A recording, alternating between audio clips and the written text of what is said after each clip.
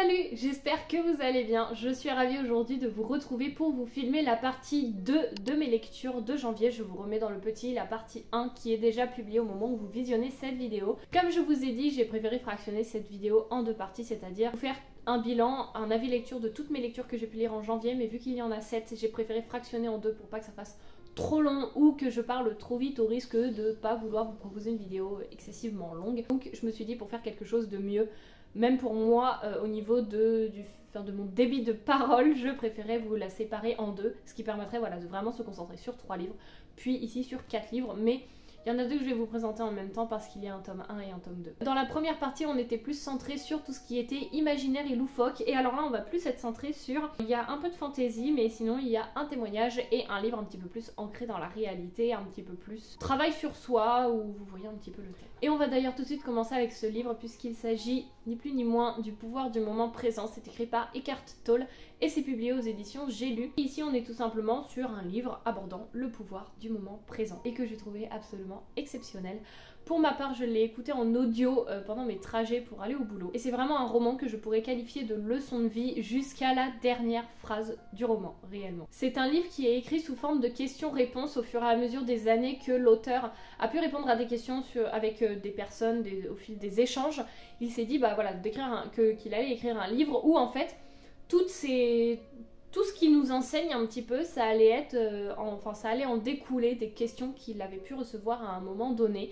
Donc on a la question et la réponse qui vient, et c'est vraiment fait sous forme d'échange finalement, donc ça rend vraiment le récit dynamique.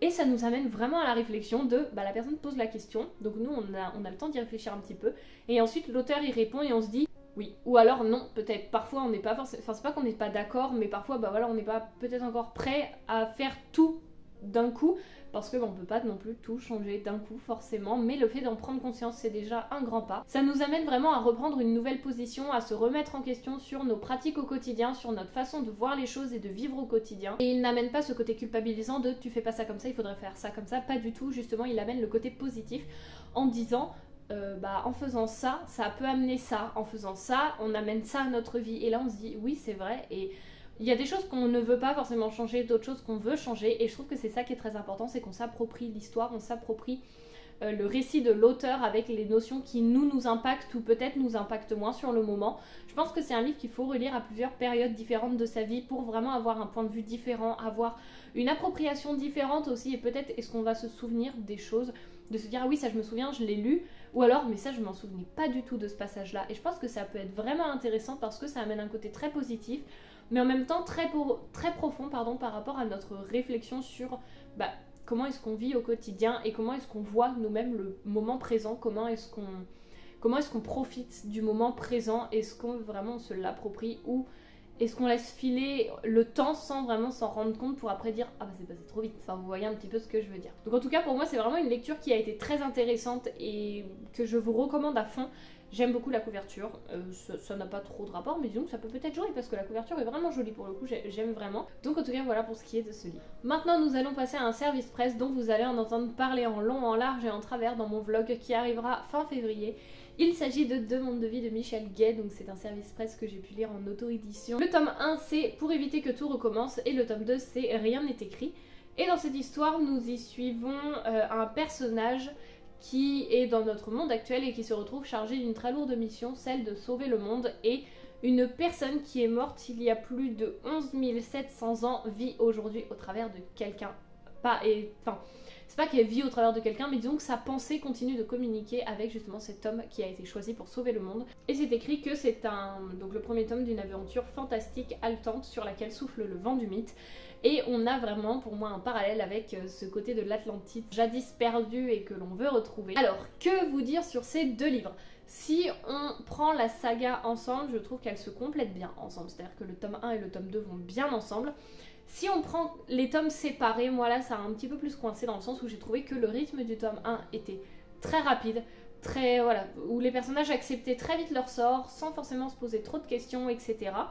Mais on avait justement l'explication dans le tome 2 de pourquoi justement tout ce qui s'était passé, là on a un peu plus d'explications, mais dans le sens où moi ça m'a un petit peu plus bloqué parce que le tome 1, à la fin du tome 1 j'étais trop perdue pour me dire j'ai adoré, je vais aller vers le tome 2. Alors que pour moi, pour aller vers un tome 2, il faut savoir réellement, je vais pas dire apprécier l'histoire parce que je l'ai appréciée, mais il faut vraiment avoir compris et être sûr d'avoir aimé l'histoire pour aller vers le tome 2. Sinon on se dit j'ai rien compris au tome 1, donc pour aller vers le tome 2. Soit je vous le recommande, mais par contre si vous voulez lire la saga, moi ce que je vous dirais vraiment c'est de lire les deux, enfin d'acheter les deux en même temps.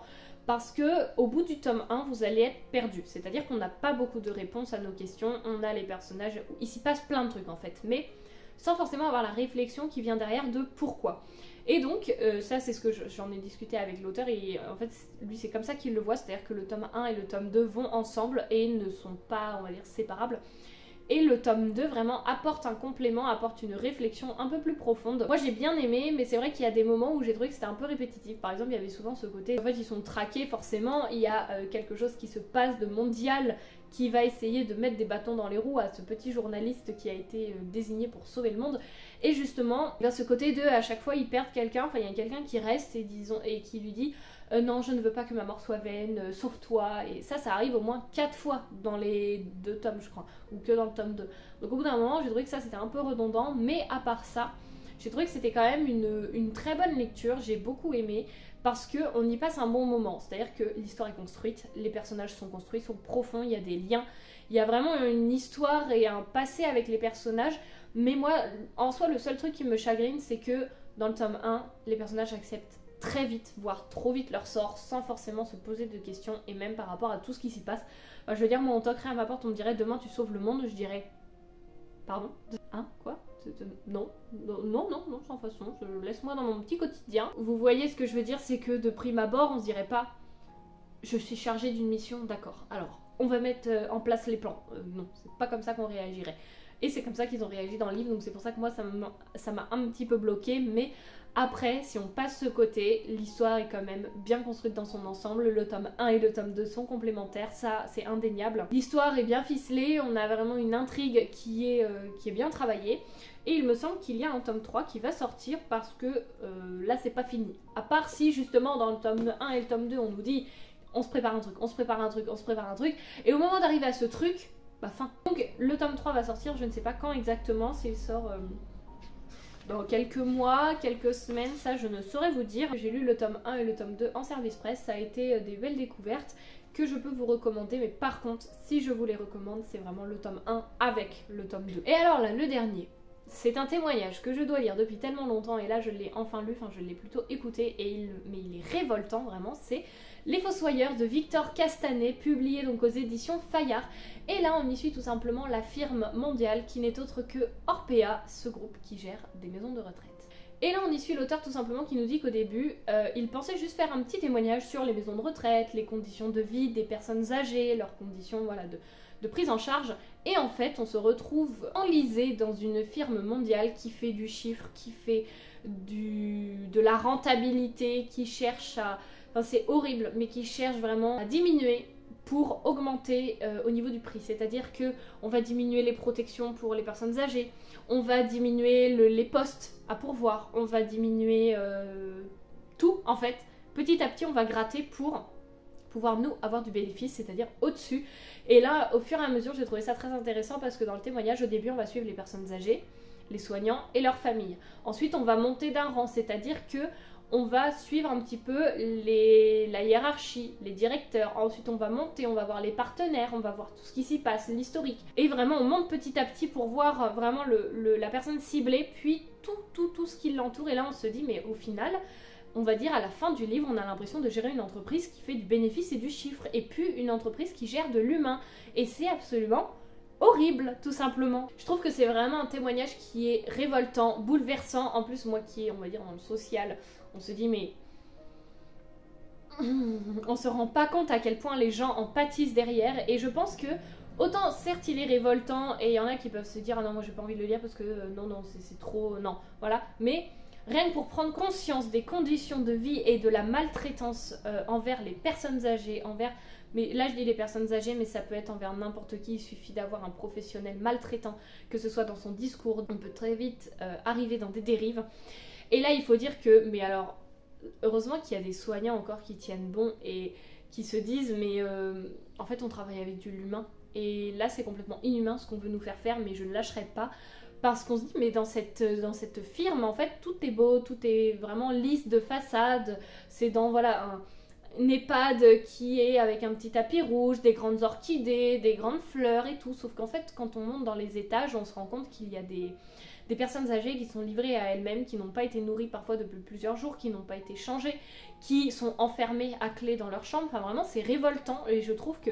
Enfin, moi, je m'attendais pas à lire quelque chose d'aussi poignant et d'aussi fort parce que je me dis, mais... Et c'est encore un mouvement, en fait, c'est encore d'actualité cette firme. Alors je vais pas trop vous en parler parce que bah, ça reste un témoignage, donc voilà. Mais vraiment, si cette thématique vous intéresse, ou même si jamais vous vous dites j'ai envie de lire un témoignage, celui-ci est extrêmement bien écrit.